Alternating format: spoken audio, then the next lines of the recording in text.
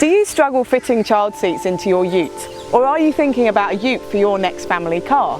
Well, let me tell you about a legal loophole that means installing child seats into utes isn't as simple as it should be.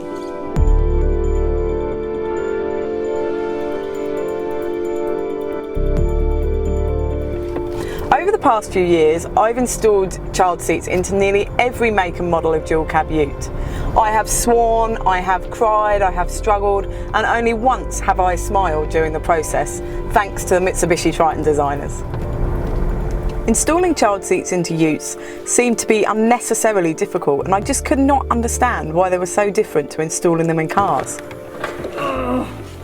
To get some answers, I spoke to Australian Child Restraint Resource Initiative ACRI Director Robert Newman, ANCAP Chief Executive Officer James Goodwin, and Kidsafe Australia CEO Susan Teerds. All these experts confirmed that Australian Design Rule 34, ADR 34, regulating the design and construction of child restraint top tether anchorages in cars does not apply to utes because they are classified as commercial light goods vehicles. This is horrifying. Utes are massively popular in Australia and are two of the best-selling cars for years. So they are obviously being used for transporting families and children. I explore this topic further in articles on BabyDrive.com.au. I encourage you to read them.